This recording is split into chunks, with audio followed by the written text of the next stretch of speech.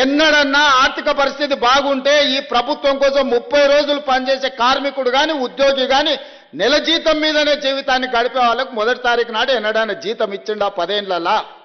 కానీ మీ సోదరుడు ముఖ్యమంత్రి అయిన తర్వాత ప్రతి నెల ప్రభుత్వ ఉద్యోగస్తులకు జీతం పడుతుందా లేదా మీరు చెప్పండి. మీరు ఆలోచన చేయండి. మీరు గుండె మీద చేయి పెట్టుకొని చెప్పండి. ఆనాటికి ఈనాటికి ఉన్న తేడాను ప్రజలకు వివరించండి. ఉన్నది ఉన్నట్టు మీకు చెప్తున్నా. ఏది దాచిపెట్టే అవసరం నాకు లేదు. అబద్ధాలతోని రాజకీయం నడవదు. నేను అబద్ధాల ప్రాతిపదికన పరిపాలన చేయదలుచుకోలేదు. కష్టమైన నిష్ఠూరమైన వినడానికి కొంత కఠినంగా ఉన్నా ఉన్నది ఉన్నట్టు మీకు చెప్పదలుచుకున్నా. మా పొన్నం ప్రభాకర్ గారు ఎట్లనైనా ఈ సమ్మెను వాయిదా వేయించాలి, ఎట్లా చేయాలి, ఏదో ఒకటి ఇప్పటికాడికి ఒప్పుకుందాం అంటుండు. ఒప్పుకుంటే అబద్ధమే అవుతుంది. ఎన్నో దగ్గర ఒకటి ఆపాలి. ఏది ఆపాలను మీరే చెప్పుర్రి. ఏది లేదు. నాకు ప్రతి నెల కనీస అవసరాలు తీరాలంటే 22,500 కోట్లు కావాలి. ఇప్పుడు నాకు వస్తున్నది 18,500 కోట్లే.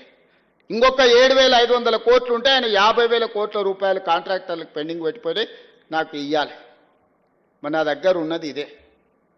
అసలుకే నాకు తుట్టి ఉన్నది. మళ్ళీ తుట్టిలో భాగంగా మూలిగే నక్క మీద తాటికాయ వచ్చి పడ్డది అన్నట్టు మీరు సమ్మె పోటు ఏమన్నా ఇచ్చిందంటే ఇది రాష్ట్రానికి నష్టం సోదరులారా. మీరు వేరే వాళ్ళు కాదు, మీరు మా కుటుంబ సభ్యులు. మీరే కూర్చోండి, మాట్లాడదాం. రాండి, మంత్రితో మాట్లాడండి. శాఖలు అందరిని పంపిస్తా. నేను కూడా కూర్చుంటా. వాళ్ళతో మాట్లాడినాక నా దగ్గర రండి. ఎట్లా చేద్దామో చెప్పుర్రి. నాది నాకు ఈయన ఎవరు ఎక్కడైనా ఓని అనే విధానం కాకుండా అందరికీ ఎట్లా చేద్దామో చెప్పుర్రి. వెసులుబాటు కల్పించండి. వెసులుబాటు ఎట్లా చేద్దామో చెప్పుండ్రి. మేము ఏది కూడా నేను దాచిపెట్టను. ఓ సంవత్సరం అయితే కొంచెం కుదురుకుంటాం. మొదటి 6 నెలలు పార్లమెంట్ ఎలక్షనే, తర్వాత ఆర్థిక సంక్షోభమే, ఆ తర్వాత ఇప్పుడే కొంచెంగా పట్టాలు ఎక్కుతున్నది. ఇప్పుడు మళ్ళా ఏదైనా అవతల కడుపు మంటతోని అసూయతోనో విషం నింపుకొని ఆలోచనలతోని కొన్ని తప్పుడు మాటలు తప్పుడు ఆలోచనలు చెప్పి అట్లెందుకు చేయరు ఇట్లెందుకు చేయరు ఇప్పుడు చేయాలి కదా అప్పుడు చేయాలి కదా 10 ఏళ్ళు చేయలేనోడంట వచ్చి మనకు చెప్తున్నాడు. నేను వరంగల్ ఆయన ఎప్పుడు చూడాలిగా ఆయన బాధ దుఃఖం ఆవేదన అధికారం కోల్పోయినని ఎట్లున్నదో చూసిరు కదా. గంత విషం ఉంటుందా 40 ఏళ్ళు అధికారం అనుభవించినోనికి? ఎంత విషం కక్కుతున్నాడు. కడుపు నిండా విషమే, ఇంకో ఆలోచనే లేదు. అరే పిల్లలు చేస్తురా మరి కొంత సమయం ఇవ్వాలి కదా. 10 ఏళ్ళు మాకు కూడా ఇచ్చారు. వాళ్ళకు 4 ఏళ్ళు ఇరి చేయని మేము కూడా సహకరిస్తాం. మేము కూడా నా అనుభవం ఉంది సూచన చెప్తా. గిట్ల కాదు గట్ల చేయండి. మీకు అనుభవం ఒకవేళ వయసు ఉడుకు రక్తం ఉంటే గట్ల కాదు అనుభవంతో మేము చెప్తున్నాను. ఒక్క మాట నన్ను చెప్పిండా ఈడు ఉన్నోళ్ళు చెప్పరు. మీరు అందరు వినుంటారు కదా ఆయన ఏం చెప్తాడు. తిట్టుడు శాపనార్థాలు తప్ప పిల్లి శాపనార్థాలు పెడితే ఉట్టి దిగి కింద పడతా. అది ఉట్టి మీద పాలుంటే పిల్లికి అందవు. ఇక పిల్లి కింద కూర్చొని ఒకటే పైకి తలెత్తి శాపనార్థాలు పెట్టి నా ఉట్టి దిగిపడా ఆ కుండ వలిగిపోను ఇది ఇట్లా జరగని అది అట్లా జరగనని. పిల్లి శాపనార్థాలకు ఉట్టి దిగిపడుతుందా?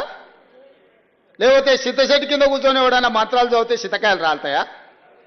ఆయన కథ గట్లనే ఉంది. ఇట్లాంటి మంత్రాలతోటి ఇట్లాంటి శాపనార్థాలతోని తెలంగాణ ప్రజలు విఘ్నులు. చంద్రశేఖరరావు గారు మీరు చేసిన మోసం, మీరు చేసిన దగ, మీరు చేసిన దోపిడి ఇంకా కళ్ళ ముందల కనిపిస్తూనే ఉంది. నువ్వు కనిపించినావంటే ఆ గాయం పచ్చిగై మళ్ళీ ప్రజలకు గుర్తొస్తుంది.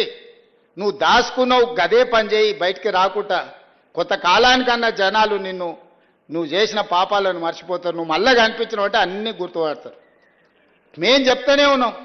అవుల పొరలు ఆ పొరలు ఏందే అట్లిడ్చిన ఊరి మీద కానీ చెప్పలే అసెంబ్లీలో.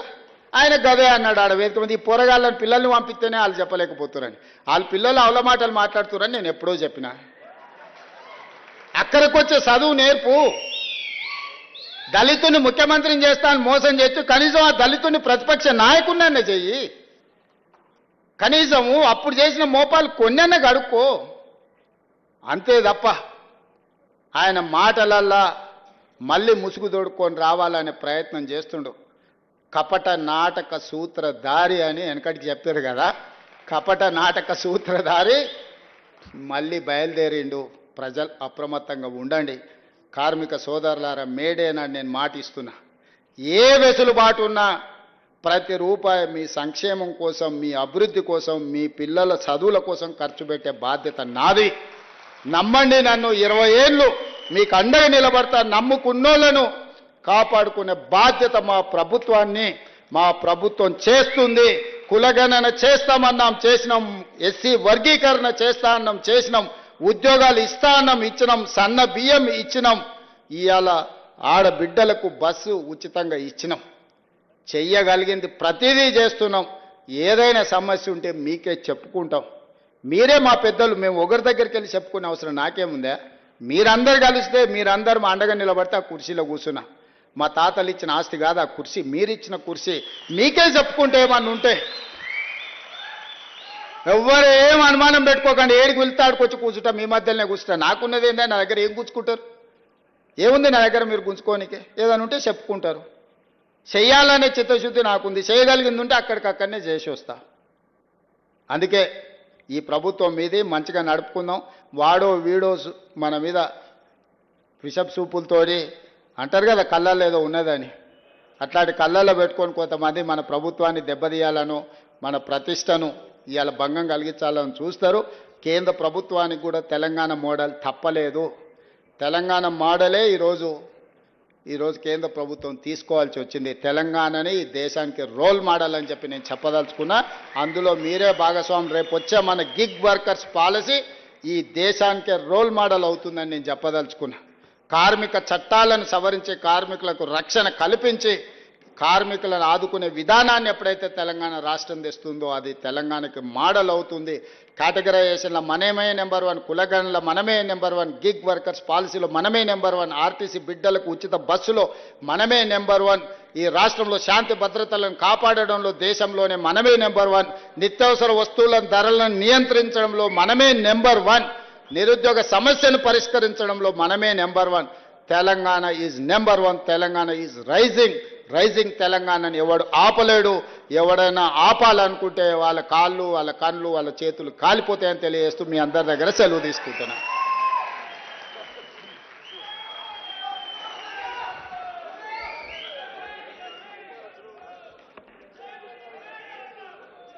రైజింగ్ తెలంగాణ ఆ లోగో మీ మనసులో ముద్రితమైతే చాలు. మరి ఎన్నిట్లో నంబర్ 1 రాష్ట్రం ఉందంటే పౌరులు ఆలోచనాయుతమైన బాధ్యతతో ఉన్నప్పుడే, పౌర బాధ్యత వల్లే ప్రజాస్వామ్య స్ఫూర్తి, తెలంగాణ కీర్తి సాధ్యమవుతుందని తమ సందేశంలో, కార్మిక దినోత్సవ సందేశంలో అందజేసిన ఆనరబుల్ సీఎం గారికి హృదయపూర్వక ధన్యవాదాలు మనందరి కరతాళ ధ్వనుల ద్వారా. ఇందాక సీఎం గారు మాట్లాడుతూ గిగ్ వర్కర్స్ గురించిన ప్రస్తావన కనీసం 3-4 సార్లు అన్నారు. అది కూడా ఒక role model from Telangana to whole nation. మరి ముందుగా శ్రమశక్తి అవార్డీ గిగ్ వర్కర్ను ఆహ్వానిస్తుంది వేదిక. సయ్యద్ అబ్దుల్ రౌఫ్ గారు. గిగ్ వర్కర్ అంటే స్వయం ఉపాధి, ఫ్రీలాన్సరు, డిజిటల్ ప్లాట్ఫామ్ను ఆధారం చేసుకొని మల్టిపుల్ క్లయింట్స్తో సేవలు అందించేది.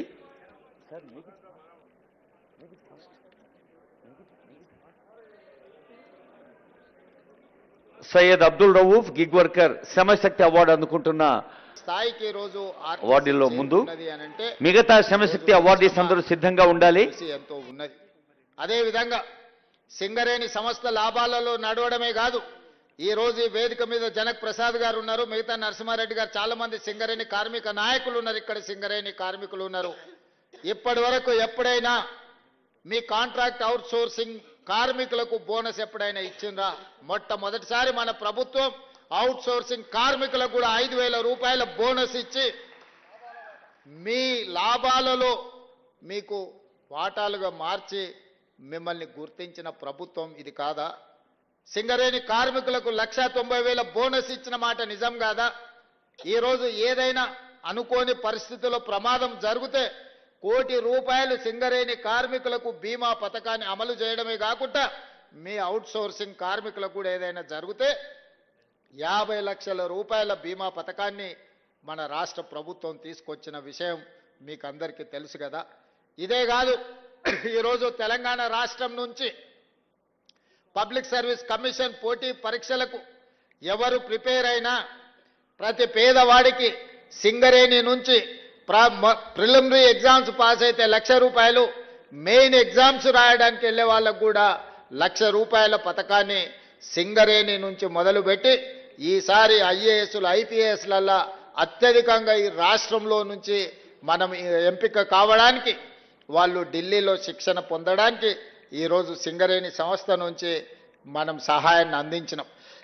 అదేవిధంగా ఈరోజు విద్యుత్ కార్మికులు విద్యుత్ వ్యవస్థ పూర్తిగా చిన్నాభిన్నం అయిపోయి దివాలా తీసి కుప్పగూలే పరిస్థితులు వచ్చింది. సదరన్ డిస్కామ్ కానీ నార్థన్ డిస్కామ్ కానీ జెన్కో కానీ ట్రాన్స్కో కానీ